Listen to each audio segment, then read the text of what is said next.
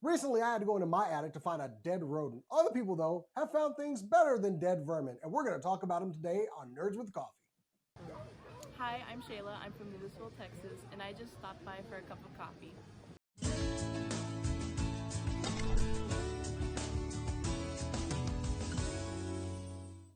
So we discovered a few stories of people who found some interesting things going through their attic. We felt that it was necessary to talk about them because, I don't own an attic. I live in an apartment. But when I was a kid growing up, we did have an attic, and boy, was it spoopy. I did not want to go in there. I typically don't like going in my own attic. Like when we first moved, we found all these Christmas decorations. They were crap, but it was kind of like free fake tree and stuff. So in these particular story cases, though, we have found a collection of stories of people that went into their attics generally for the first time to find stuff already in there. Because as we know, when you move, you don't want to take everything with you. I mean, you got to leave some of that stuff behind, you can hide right? some. Nobody checks the attic when they're buying the house. Just throw your stuff up there. I plan on doing it. If I ever move from here, I'm not. So I'm going to go ahead and I'll start off with the first one. We'll show it right here. In 1991, a woman in Moscow went up into her attic and discovered a box of records that belonged to Adolf Hitler. Not sweet. Not sweet at all. Like, well, okay, hold up. How did she know that they were Hitler's records? I would assume. Did he put his name on? I would assume that property Hitler of Adolf probably Hitler? do not touch will come back for eventually. You loan out LPs to people. Hey, I'm putting my name on this fool. I want it back. Does it say what type of music? It doesn't say, but what it does say is that her father was a Soviet general during World War II, and apparently he took the records as a souvenir as the time he served. So she may not have found them in there. Okay. She found them in there, but most likely her dad put them there. But yeah, he wasn't like Hitler's buddy. It's one of those things where you're like, you could probably sell these records, but who really wants them? I mean, man, I got to get these records back to Adolf. He actually died. Oh, damn! I should have really gotten these back to him. I'll let you go with the next story. All right. In 2015, in the United Kingdom, UK finds so much great stuff up there. Resident Dominique Curie discovered an original painting by Pablo Picasso in a suitcase stored in his attic. It reportedly belonged to his mother, who received it as a gift from her World War II Russian soldier lover. Damn these Russians. All I can say is for all of these people that can find stuff in their attic, like just an original Picasso painting. Like when I was a kid and I went up into my attic because, you find such great stuff in Shreveport, Louisiana. But when I got up into my attic, there was literally nothing in there except for stuff that my dad liked to shove in there, and he liked to make me go up in there. And God, it was horrible. Boy, I would be I'm looking to sell a Picasso painting. I got toys to buy. But this is a priceless antique. Yeah, but I really like Voltron stuff. So we'll go on to the next one. In 2012, in Chattanooga, Tennessee, a man discovered an audio interview with Martin Luther King Jr. stashed away in his attic, conducted by the man's father. Like, what? Yeah, like just imagine going up there, and especially now. So based off the recording equipment then, just imagine looking at it and being like, you know what? I have everything to listen to this recorded equipment. Let's find out what's on these individual discs. Well, obviously they would be tapes, but individual tapes. And all of a sudden you just hear the man who told you about his dream coming from that recording. That's ridiculously crazy. I would take a listen to that and just be like, wow, this is historic. This is amazing.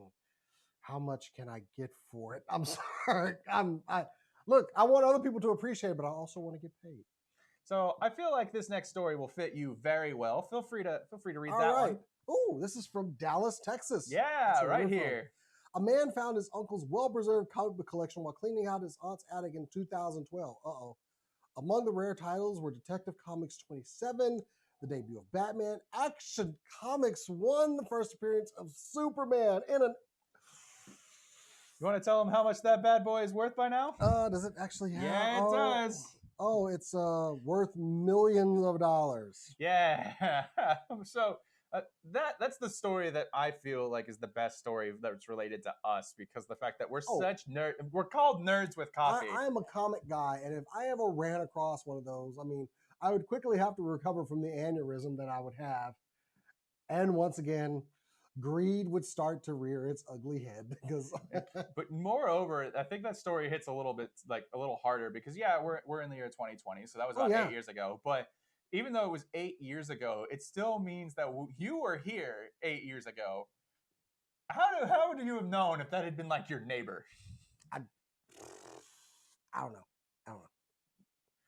But you know what? If I had found $1 million worth of comics, I'd have to make a really difficult decision whether or not I'd really want to sell them for the $1 million, or do I want to keep them because I'd probably sell them because I need $1 million. Okay. Yeah. No offense. I mean, this is great and historic and everything, but I got expenses. Let's start to take a weirder turn. So in June 2014, Of course we are.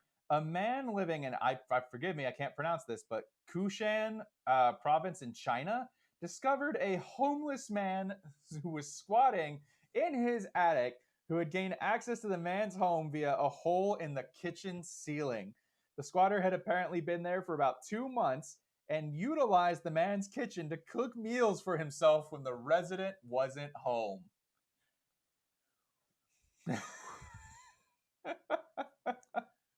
So he would just like what? Wait for him to like leave, and I guess I'll go cook up. So Holy crap!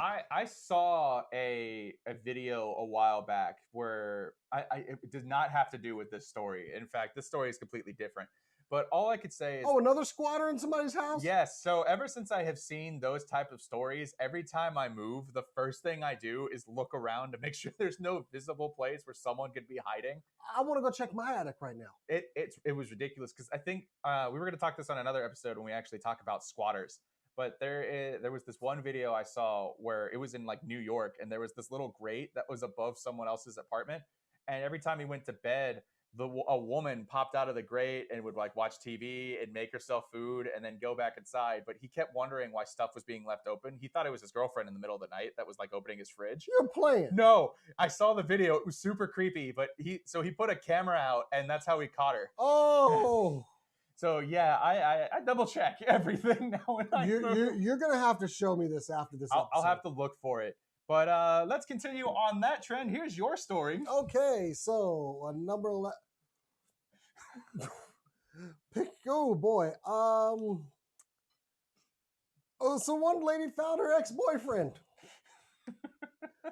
Apparently a woman known as Tracy discovered her ex-con boyfriend. Oh, it just gets better. Was living in her attic in 2012. She also found where he was storing his urine, which happened to be Route 44 Sonic cups, because styrofoam is perfect to, store human urine. Anyway, moving on. He apparently been up there for about 2 weeks. That's a lot of pee. Okay, well, so for a moment there, when we were getting into that story, I thought it was going to be significantly longer. So when you said 2 and you hesitated for a moment, I was like, oh God, he's going to say 2 years. So here's the deal. He went to jail for 12 years and afterwards came back and was in her attic. Just imagine that particular type of like reunion where it's just like, hey, so how you been? Oh, me, great. Prison was okay. I got a little swole. It's kind of alarming that 12 years he hadn't moved on. Yeah, or like that's the first thing he thought of. Like he didn't move on. He moved in. Yeah. Oh man, that was better than what I was gonna say. I was gonna be like year 6. He's like, you know what I'm gonna do when I get out of here? I'm gonna go see my girlfriend again. And he was storing his urine in Sonic cups. Oh boy. Goodness. Send him back to jail immediately. So it's just a domino effect, just all the cups fall over. I'm still fixated on 2 weeks of urine. I'm sorry. So this one's not like as creepy, clearly. But oh, good. We need a palate cleanser after those last few. A couple in Lubbock, Texas, discovered a pillowcase full of World War II era love letters from a soldier to his wife in December of 2014 is when they were found. Sadly, the letters written and his wife had both passed away in the late 90s. So the couple returned the letters to their children. I mean, that's a pretty nice memento, though. What kind of sad? But at the same time, I mean, at least they were letters, and etiquette was different then, kind of. So hey, you can get to know your grandparents here. When we do this list again in 20 years, it's going to be like, so these kids found their mother's TikToks upstairs, and let me tell you what they They did. found an old iPhone 11 from the year 2020. Oh God, you can just read through the letters and maybe you get to wonder. I think about your creamy thigh. Oh, no, I don't want to know Grandpa did that. Well, All right. I got one more story for you. I Okay. guess do we want to end on a weird note, And or this do we one want to? mine? I read this one. Come Yeah, on, you do just you read wanna- the love letters. All right, fine. You can end on a bad note. All right. Good.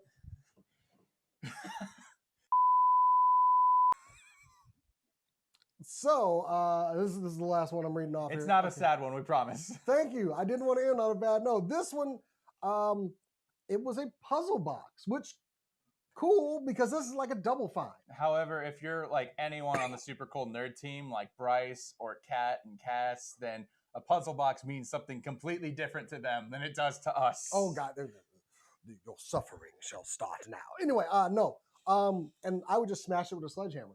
I ain't got time for all this stuff. But anyway, they found a puzzle box and inside jewelry. So it's kind of like a double whammy. You find a cool puzzle box. What's inside? What's inside? Monies. Not only did you have to be good enough to discover how to open that puzzle box, but there was a decent prize inside. Yeah, it's actually worth figuring out. But Because knowing my luck, it would be like, okay, I'm going to open the puzzle box. I just spent 3 years and I figured it out. Dear son, do the lawn from dad. or worse, somebody's hand just doing this. Like this. And then your friend comes out of nowhere. Sucker! I was the one waiting in your attic the entire time. I need to set that one in someone's eye. Just a picture of my hand doing that. I get a free one. God, that makes me so mad. But we want to know, is there anything cool that you've ever found inside of your attic? Feel free to leave them in the comments below. We want to thank you for commenting, liking, and subscribing. Make sure you turn on that notification bell so that way you know whenever new episodes of Nerds with Coffee come out, or any of our other shows like Alternate Heads or Super Cool Nerd Show and stuff like that. That way you can have all those fun episodes right there on your phone when they drop. Thank you for stopping by and joining us for a cup of coffee, and we will see you next time.